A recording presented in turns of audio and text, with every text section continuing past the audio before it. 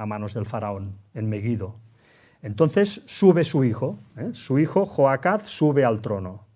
Todavía no es otoño, por lo tanto, todavía no se ha oficializado su año, su primer año oficial. Pero ¿qué sucede? Que, según nos dice la historia, esta batalla aconteció en el mes de julio.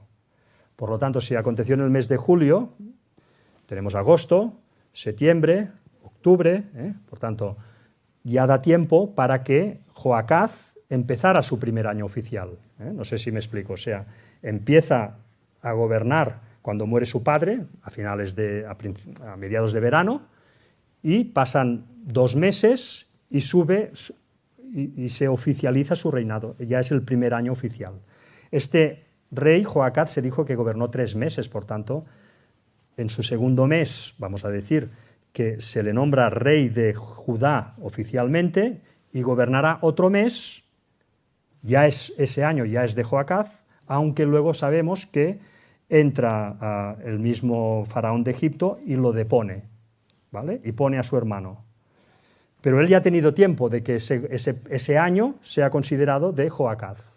Bueno, si ahora no está muy claro, entrar en la diapositiva, lo leéis, los versículos y lo que nos dice también un poco la historia y veréis que esto realmente es así, ¿no? Por tanto, a Joacaz se le tiene que atribuir un año como rey de Israel, de Judá, perdón. Por lo que os he dicho, él sube al trono cuando muere su padre a manos del faraón de Egipto.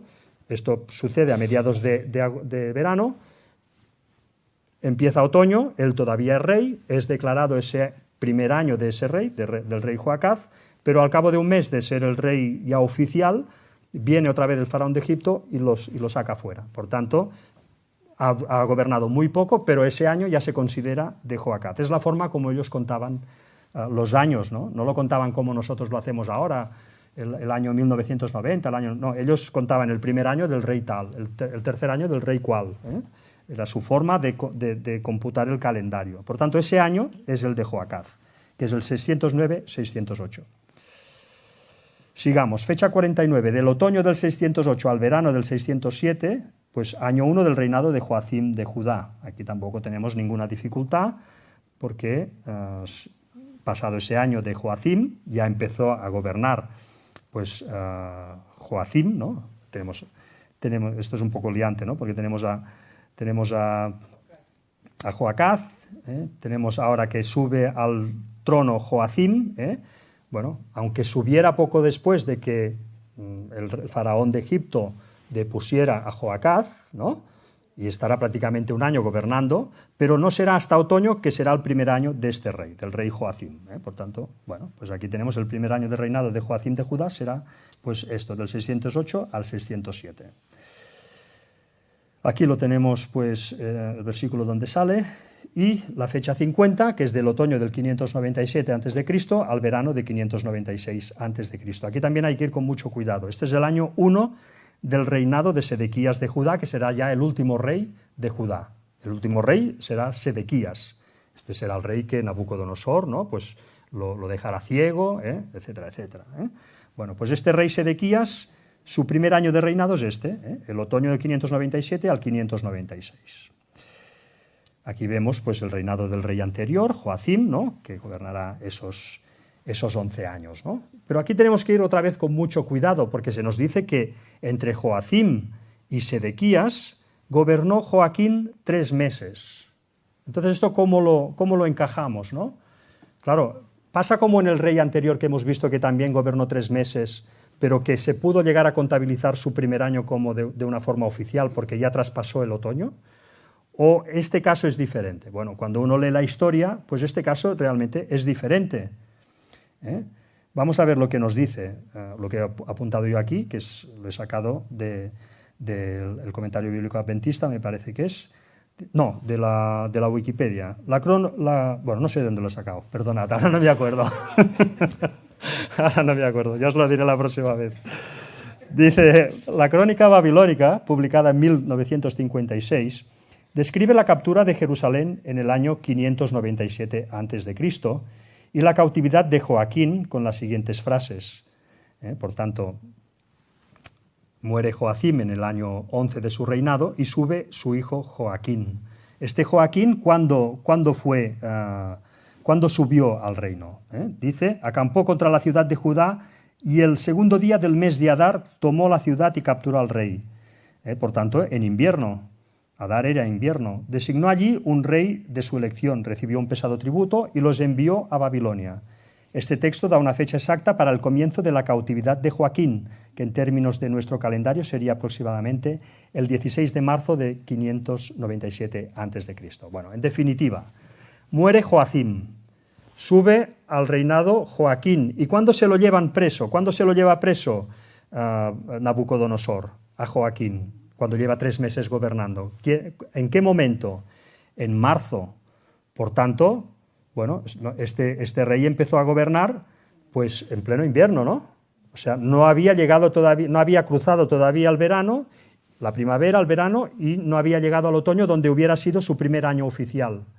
Por lo tanto, Joaquín muere, no muere, empieza a gobernar y termina cuando todavía era el año 11 del rey anterior. O sea, no llega a contabilizarse como un año oficial para él. Por eso este año no debe contarse. Aunque gobernó 3 meses como el otro sí debe contarse porque pudo cruzar ese otoño y ya se le nombró rey oficial, y en este caso Joaquín no puede llegar a cruzar el otoño, por tanto no se lo llega a nombrar nunca rey oficial de Jerusalén.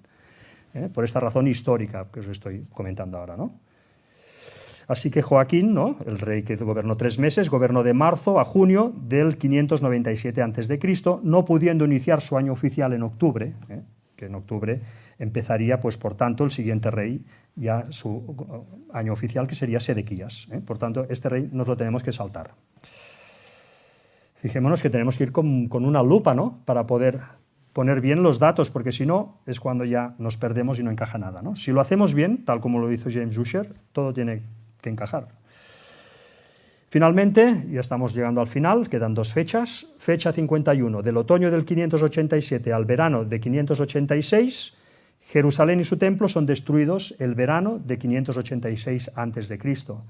¿Por qué decimos esta fecha? Lo mismo, porque esto aconteció en el año 11 de Sedequías, ¿no? Bueno, pues tú ya solo tienes que contar los años que gobernó Sedequías. En su año 11, ¿qué año era? 587, o sea, del otoño del 587 al verano del 586. ¿Cuándo cae Jerusalén? En este 11º año, en este año, ¿no? ¿Y cuándo nos dice la Biblia que cayó Jerusalén? En verano. Por tanto, ya tenemos que Jerusalén cayó sí o sí en verano del 586 a.C. Aquí tenéis los versículos donde se explica. La misma Biblia nos lo explica. Este es el punto más importante de toda la cronología. Hemos visto todo el recorrido desde el 4004 hasta la caída de Jerusalén. Y este es el punto clave, ¿no?, porque aquí nos está dando 2 datos importantes. Primero, el año 11 de Sedequías, que es toda la cronología bíblica, por tanto, nos lo enlaza con la cronología bíblica que hemos visto hasta ahora. Y también nos da el dato de que era el año 19 del rey Nabucodonosor. Y esto ya no es una cronología bíblica, esto es una cronología, pues vamos a decir que del mundo, ¿no? Entonces, este es un momento muy importante porque ya hace la unión perfecta, la hace la Biblia y Dios lo permite que hacerla también a través del mundo, porque ya como vimos hace unos años cuando lo presenté, bueno, esto ya se sabía, no es que presentara ninguna novedad, yo simplemente lo puse encima de la mesa, pues aquí vemos en primer lugar el encaje, ¿no? El año 11 de Sedequías, que iba de otoño hasta el otoño siguiente, vemos dónde encaja. Este punto rojo es cuando cae Jerusalén, cae en verano. Y el año de Nabucodonosor, el año 19, pensemos una cosa, que los babilónicos no calculaban los años de los reyes oficiales desde otoño hasta el otoño siguiente, sino que era desde primavera hasta la primavera siguiente. Por tanto, iban 6 meses desplazados, para complicarlo un poco más, porque si no... Entonces aquí vemos que el 19 de Nabucodonosor es el que fue de la primavera del 586 hasta la primavera siguiente del 585. Este es el encaje. Si tenemos esto claro, a partir de aquí ya podemos enlazar plenamente con la cronología que nos da el mundo. Vemos que, por tanto, el 11º año de Sedequías fue del otoño del 587 al verano del 586, y el 19 año de Nabucodonosor, que coincidieron, fue de la primavera del 586 al invierno del 585.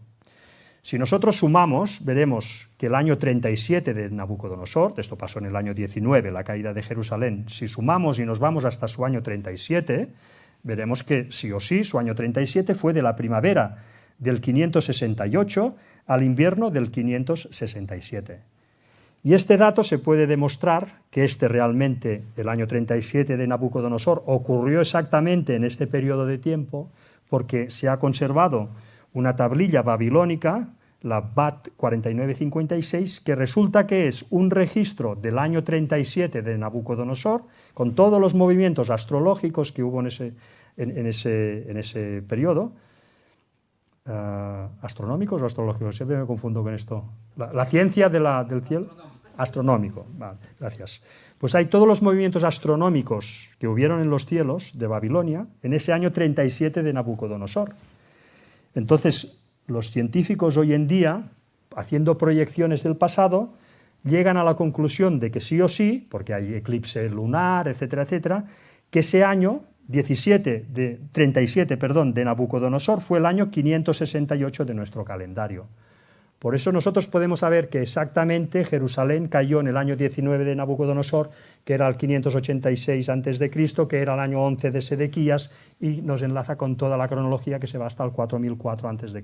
Con lo cual, queda demostrado que, según la Biblia, el año de la creación fue el 4004 a.C.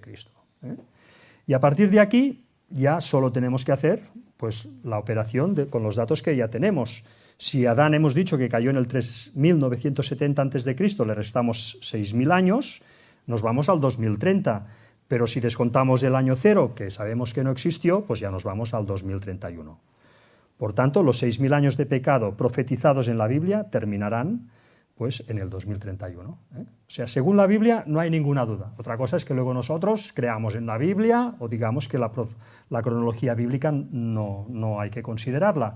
Pero si nosotros somos cristianos y creemos en la Biblia, entonces este estudio que hemos podido hacer hoy demuestra de forma irrefutable que la Biblia nos marca el año 2031 como la segunda venida de Cristo, si atendemos a todas estas cosas, ¿no? Entonces mi deseo es que personas que no conocen esto puedan pues, de alguna forma pues, llegar a verlo y quizá pues, junto con todo lo que hemos presentado en este ministerio, que es mucho, ¿no?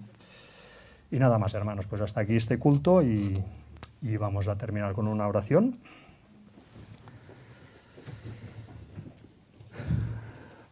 Padre nuestro que estás en el cielo, Señor, una vez más te damos las gracias y te doy las gracias por este sábado que nos estás dando, por darnos la vida, por sostenernos, también por permitirnos profundizar en tu palabra y poder estudiarla y llegar a conclusiones que luego nos van a permitir tener esa fe firme en los momentos difíciles que van a venir. Padre, te pedimos que nos sigas bendiciendo en este sábado y en toda la semana que va a venir después. Y te pedimos perdón por todos nuestros pecados, Señor, que en el nombre de Jesús te lo pedimos todo. Amén.